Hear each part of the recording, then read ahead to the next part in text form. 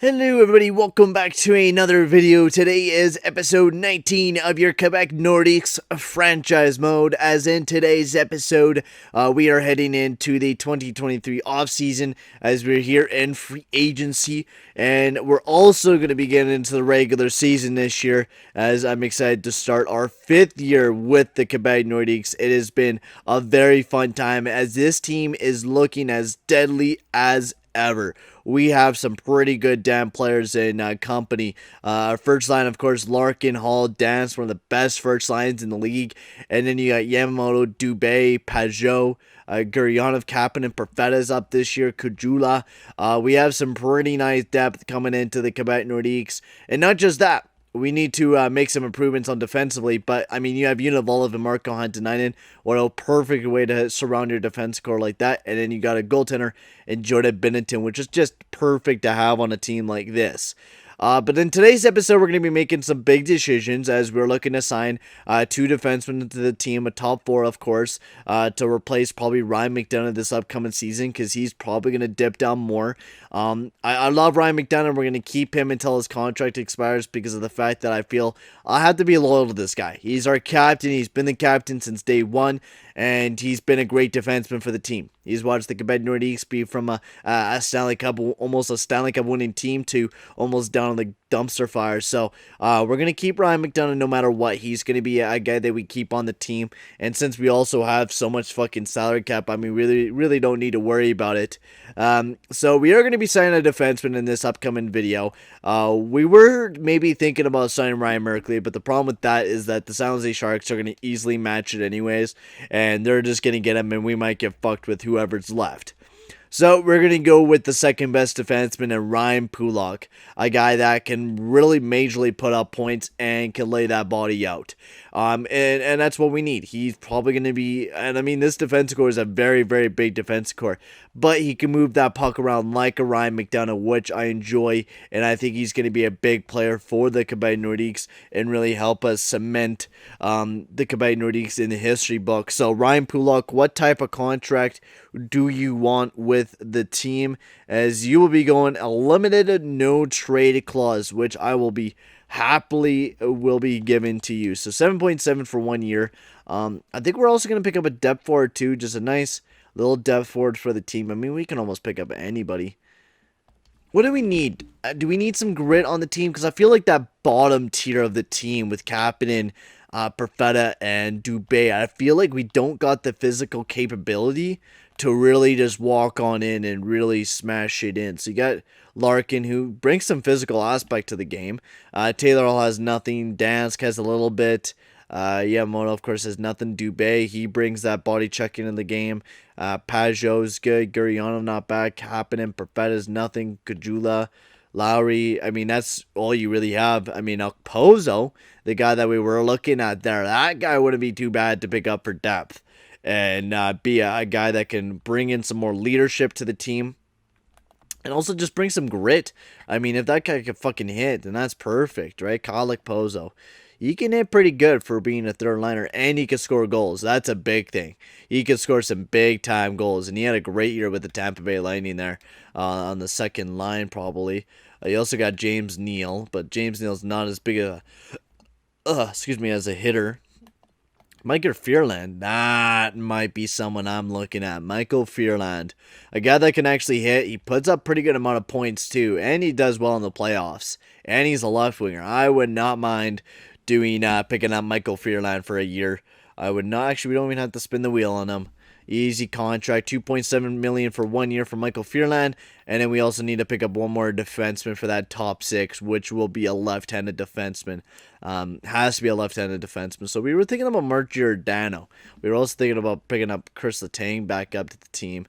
But Mark Giordano wouldn't be a bad idea. 39 years old, but we don't need more fucking age to the team. I feel like we need some youth to the team. I bet some younger kids added into the team. I mean, John Murrell.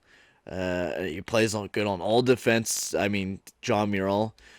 What do we got? Yeah, you know what? I could feel John Murrell being on the team. I wouldn't mind that. For 2 years at 2.675, I could do that for John Murrell. So 3 big pickups: John Murrell, Ryan Pulak's a big guy. Ooh, Jonathan Toews for 2 first-round draft picks. Now, that would be enticing, but Jonathan Toews, I mean, I would love to have the guy, but just, I don't think he fits the team from the way that I've been building it. Micah Fearland, John Murrell, perfect. So we get 2 depth guys. And Ryan Pulak, he goes back to the New York Islanders, so we miss out on a big defenseman in him, which I don't mind missing out on. I don't really care too much, but it sucks. Yeah, we're kind of left with some dumpster fire, which, I mean, that is what it is. You're going to be stuck with whatever you get. So Kevin Shattenkirk, I know he's worse defensively, but I think with Marco Huntenainen jumping up, and then he also picked up John Murrell, for a fucking year, I wouldn't mind picking up Kevin Shattenkirk for a year. I wouldn't mind doing that. I feel like we would be a better case to bring him here to Quebec instead of fucking Detroit Red Wings. So we're saving him from a hellscape. And we're only going to have to give him a no-trade clause. So if shit goes the worst, which hopefully it doesn't, we're not going to have to worry about too big of a contract. So $5.6 million for 1 year for Kevin Shattenkirk. Hopefully he signs with the team. And he does. Kevin Shattenkirk will be coming to your Quebec Nordiques. Cody Ceci, that's a dirt cheap fucking player. Cody Ceci, where do you play? Top 6? You know what? I wouldn't mind you as depth. I will definitely do that trade, Dallas. I'll definitely do that because Cody Ceci could possibly be some good depth for the team coming into next season. So let's take a look at the Quebec Nordiques. We still have $16 million. We can still sign players, for fuck's sakes. We're looking pretty good. So I already kind of talked about forward-wise what we're looking at and what we're going to have, which all looks great. Univala, McDonagh, Fleury, Shattenkirk, Marco Huntenainen, Fleury, Muriel, and then you got Ceci. Yeah, I'm looking good. I feel like I'm ready to jump into the next season here for the Quebec Nordiques. We are going to give just some random guy a fucking 1-year contract for right now. Just so we don't gotta worry about any motherfucker disturbing the peace with the team. So, how much salary cap? We have $16 million. Okay. Oh, excuse me, guys. So we are gonna have to give him like $5 million. Oh, sorry guys for hitting the mic there. But I mean, that's just to give us some extra salary cap right now. Because fuck, we're probably above the fucking minimum right now. So we'll just give him We'll give him $5.8 million. That should be good to kind of cover the costs and stuff like that. So let's get to the next season here for the Quebec Nordiques. Do we need to worry about anything? Coaching staff, what are we doing there? Gilbert Robitaille, yeah, still everyone there looking good. We do need to sign some scouts as well. An American one we need to sign. Elias Rogers. Europe one we need to sign. Fedotenko. And then Scandinavian, which there's nothing, so we'll sign this Russian scout and make him a Scandinavian one, as we'll sign him to a contract as well. Perfect. So there we are with your Quebec Nordiques, as we practically got everyone signed. I'm excited for this upcoming season for the Quebec Nordiques. We're looking especially well this season. We are looking bolstered up. We have some pretty good fucking players joining the team right now. And we're looking like we can go for a deep run for a long goddamn time right now, man. I am excited for this upcoming season for the Quebec Nordiques with the way that Kelly Dance had a terrific season last year. He just got injured a shit ton. If Kelly Dance was healthy going into the playoffs, I felt like we could have been a team that would have been a voice to be reckoned with how good Dance is. So hopefully he improves a little bit more, get up to that 90 overall, even though we are going to have to pay him huge money. And I mean, that's just going to be the same with a lot of the players. Excuse me, like Dylan Larkin. We're going to have to pay up Dylan Larkin next year. We are going to, I think this is going to be our last season where we like look at the team and be like, fuck, this team is looking hella tight. It's going to be probably one of our last years, is we're probably going to have to pay like $11 million to Dylan Larkin and probably about $7 to $8 million towards Kelly Dance. So it's going to be money that we're going to have to pay up. So Larkin, Hall, and McDonagh as our captain. Sounds perfect to me. As let the season begin. Let's see what we got here, boys. As take a look at forward wise, down still the same overall, which is what I thought. First liner, yeah. I thought he was a third liner because Dubé said he was a third liner, but I was wrong. Okay, so Kajula, yeah. Matthew Peralta, yeah. Yeah, that's pretty much it. I don't think we really need to call up anybody from depth-wise. Defensively, Univalov, McDonagh, Fleury, Huntinainen, Shattenkirk, Murrell, CC. He could be depth for the team this year. Goaltending-wise, Binnington and Saros. Let's get this team all organized and put together. As our first line will be Kalidansk, Larkin, and Hall. Our second line will be filled of Yamamoto, Pajot, and Gurianov. Our third line will be Perfetta. We do not want to call there. Our second line, oh, fuck. Why the fuck are you doing this to me, EA? There we go. Drake Kajula fixes that up. Not Fearland, though. Only Kajula fits in that position. Why is that so fucking bad? Do we need to, like, figure out somebody else to play in that fucking position? Would Matthew Perrault be better? No, he makes it even fucking worse. Okay, whatever. We're just going to have to fit Alan Lowry. They're just going to have to deal with the -1 with that line. Not like it's going to be too big of a decrease. But Perfetta, Dubé, and I wanted to keep that line together. That was a for sure thing I wanted to keep together. And the only line that Perfetta really plays good on is on the first line, which gives it a 5+. Holy shit. That is a huge plus there.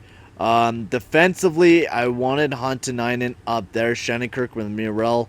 Huntinainen with Fleury. McDonagh with Univalov. Yes, power play now. Kalidansky can play on the one-time T. And then Hall there. Down here, Perfetta, Pajot, Dubé, Gurianov. Yamamoto's up there. We got a defenseman. We could use Ryan McDonagh. Actually, we could use fucking Shattenkirk. Why isn't Shattenkirk being used? Because Haydn Fleury barely even produces any fucking points. 22 points last year. Where's his fucking point production? You throw fucking Kevin Shattenkirk there. He's our offensive defenseman, man, who could fucking light that up. And then McDonagh down there. So Shattenkirk here, which is going to make our power play a lot fucking better with Shattenkirk. And McDonagh here. Perfect. Pajot, Dansk, Gurianov. Actually, we want Dansk up on the top PK or top power play.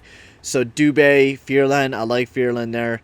Kajula, Larkin. We don't actually have to have Larkin there. We could possibly put Pajot, because Pajot is pretty good defensively. Drake Kajula, I mean, if you're good playing there, I'd totally play there. As well as Kapanen is pretty good too. I feel like Kapanen will be better defensively there. And Dubé, and we will put Pajot there. Pajot is not better there. Okay, we'll just throw Larkin back there. Larkin can play here. He's not as good. Okay, there. Yeah, that's better. 1+. Okay, perfect. Perfect. And then Binnington and UC Saros. And we are all ready to start the upcoming season for your Quebec Nordiques, as we're looking hella tight right now. Do we have any prospects that need to be signed in the system that are ready to go? Chris Dick, none of these guys are ready to go. Samalski, look at this fucking guy. 71 overall. He's going to play his first year in the AHL this year. It's fucking mint. It's fucking perfect. I'm excited for that guy to play this year. We do got to sign a bunch of AHL guys and stuff like that. So let's get that going and get a bunch of players signed for the team. So Casey Fitzgerald. He's the defenseman. Glenn Godin. Mitch Van Stumple. Zach Whitecloud. And then Ryan Graves. And then a bunch of forwards here. So Ryan Rope. Good Rope. Edgesville. Andrew Roth. And then Big Rass. Big Rass. Big Rass is gonna fucking kill ya. And then Austin Cesarnik. And then a goaltender. And Colin Delia. Actually, you know what? Dylan Wells, my boy from the Edmonton Oilers. Dylan Wells. I'll definitely give you a contract, buddy. You deserve to be given a chance in the AHL. So let's simulate a couple games, a couple days. I mean, get everyone on the team, and then we can start the year up, the 2023-24 season here for the Quebec Nordiques. I'm excited for this season here, boys. Real excited for this team this year. We're looking hella good. We're looking like we have a lot of strong players across the board this year. It's not like we have a weak team coming towards us. We have a very strong team. Probably the strongest team we have seen yet. Samalski, I would like you up there. Gunner, I would like you up there. Mercer there. Gunner could play center. Amendemio. No guys that we really need to play depth-wise. Left winger Postma, he's not a rookie. Okay, we're all good to go. So let's start the simulation up here for the Quebec Nordiques as we're looking all ready. So the lineups are all set up. We're all looking good, I think. Let's start the season up, man. I am excited for this season. I know the team looks a lot like the same last year, but I feel like we have improved, and a lot of the guys that developed last year are going to become better. So hopefully they do. Hopefully they become better. And hopefully we are able to bring a cup home this year as our 5th year with the Quebec Nordiques. And we're finally looking like a proper team that might be able to survive a little bit longer. So let's start up this season. And then right after this 15 games, we'll take a look at the stats. We'll take a look at contract extensions with Dylan Larkin and stuff like that. Maybe see if we can sign one with him very soon. But we'll all see by the start of the season as we get 2 in a row games to start the season off. 4-3 and then 3-0. 3 in a row wins, baby. 4 in a row wins to start the season off for the Quebec Nordiques. What a start. 4 in a row wins. Now we're starting to lose a couple, but I mean 4 in a row is a great way to start the season for the Quebec Nordiques. We just got to keep on winning throughout this time. Dylan Dubé, I want to speak about my ice time concerns. Dude, you're playing 15 minutes. It's a pretty good amount of ice time. I just want you to be a team player, and that's all I want you to be. It's just to go out there and play hockey. Don't complain about your fucking ice time. You're already playing a ton of fucking hockey out there. So just focus on what you're doing. Graves, just add a line, I guess. I gotta put him in there. Actually, we really don't gotta. Excuse me. Big win there against the Carolina. Oh, there we go. 2 in a row. Big wins as we put ourselves in first place in the division. And we get a big one against Detroit and Toronto. Can we ice it off against the Vegas Golden Knights and the Nashville Predators? Yes, we do. What a winning streak. I don't think we can stop this until we lose one game. I think we got to keep going until we lose a game. We gotta. Because this is a red-hot streak for the Quebec Nordiques right now. As there we go. We finally lost a game. But then we win it right back. As we're 13-4-1. Wow, what a season for the Quebec Nordiques so far. As 22 points in 18 games by Dylan Larkin. Let's see what all the components are working here for the Quebec Nordiques. As we're not scoring as much goals as the Ottawa Senators, the Boston Bruins, but we are definitely putting up the defensive points. I mean, we're one of the best defensive teams in the league. Power play-wise, second best in power play, and our penalty kill is down there in the ranks, so we definitely need to critique that a bit and make our power play a bit better, or PK a bit better. So, what a season for our first line. Dylan Larkin, Kailer Yamamoto, and Taylor Hall all pulling up a big amount of points. Yamamoto with his 16. Pajot, Gurianov having a great season. Perfetta with 10 points this season. Dubé. See what I mean? If Kailer Yamamoto wasn't fucking injured, he would have won the Calder no matter what. In 55 games, he had 48 points. This guy is definitely going to have a huge season this year. Down depth, I mean, depth-wise, we're doing great. We're not letting in very much pucks in the back of the net. McDonagh and Univalov having a great season so far. Fleury and Hunter not doing too bad. And Shattenkirk laying in the points as well. Binnington, 13-4 with a 9-13. I forgot to throw on goaltender rotates, I think. But Binnington, an absolutely god in the net for the Quebec Nordiques right now, as he's been absolutely robbing the wall for us. So let's take a look at the contracts after I switch off rotates goalie back on, and we're going to take a look at what we need to do for the Quebec Nordiques this upcoming season and what we need to fix about this team, because I mean, we're not looking too bad right now, but we need to fix up some problems with the team, and that's of course contracts coming up in the next little bit and how expensive it's going to be with, of course, Larkin and Univalov wanting $8.3 million. Then we also got to worry about Kelly Dance the year after that. McDonagh, Dubé, tons of big players. Pajot, I feel like we're not going to have to worry about Pajot this year because we're going to leave him for that 1 year because we do got Perfetta, who hopefully should jump up to be a second liner next year. But Dylan Larkin, how much money are you going to want? $11 million. So we're going to be waiting on Dylan Larkin. Larkin is going to be a guy that we wait upon to kind of lower that money down. So we're going to wait until about probably around, what should we call it? Oh, fuck, why am I going completely brain dead right now? Why am I going brain dead? What the fuck is wrong with my fucking brain right now? Until trade deadline, hopefully he lowers his money. Anyways, Univolov, we might be able to sign him to a deal. 5 years, 2 years are UFA, so we'd have to give him some sort of a contract. But I feel like we wait on Univolov as well. I feel like we wait on both of them, wait them out, see if they lower their price, the sign back with the team, and we'll go from there. But for right now, guys, I think I'm going to end the episode here. In the next episode, we're going to be finishing up the 2023-24 season, as we're going to be getting into hopefully the simulation of the playoffs and maybe bolstering the team up towards this upcoming run. Because of the fact that we're struggling so much on their PK.